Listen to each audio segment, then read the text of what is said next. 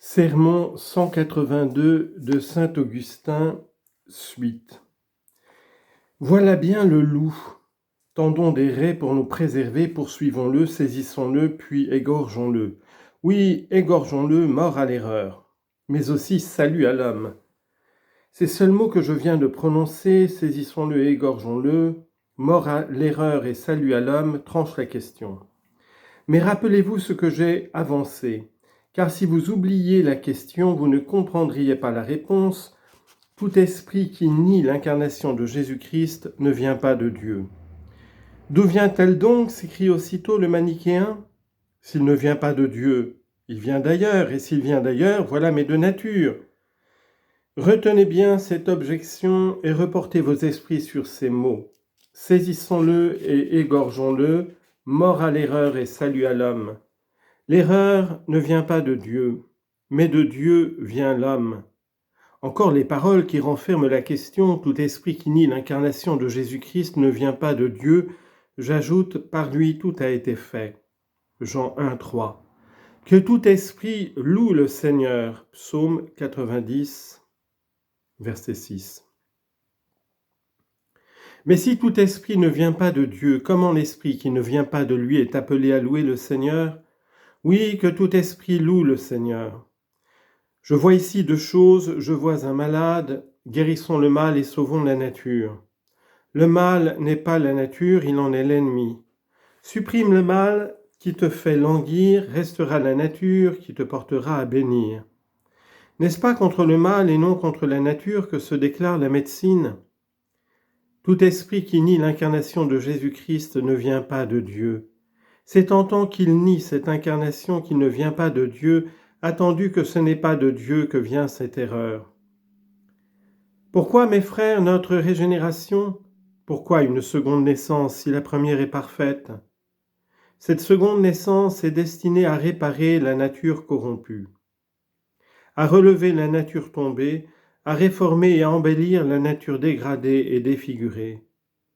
Car au seul Créateur, Père, Fils et Saint-Esprit, à cette unité en trois personnes, à cette trinité en une seule nature, à cette seule nature immuable et invariable qui ne peut ni défaillir ni progresser, il appartient de ne pas tomber pour s'amoindrir et de ne pas s'élever pour s'agrandir, car elle est seule parfaite, seule éternelle et seule immuable sous tous les rapports. Quant à la créature, toute bonne qu'elle soit, à quelle distance elle est du Créateur ? Vouloir égaler la créature au Créateur, c'est chercher à s'unir à l'ange apostat. Que l'âme sache donc ce qu'elle est, elle n'est pas Dieu. En se croyant Dieu, elle outrage Dieu et au lieu d'être sauvée par lui, elle est par lui condamnée. En condamnant les âmes perverses, Dieu ne se condamne pas. Or, il se condamnerait si l'âme était Dieu. Ah, mes frères, honorons notre Dieu. Nous lui crions « Délivrez-nous du mal » Matthieu 6, 13. Un souffle tentateur vient-il te troubler durant la prière et te dire « Pourquoi crier « Délivrez-nous du mal » ?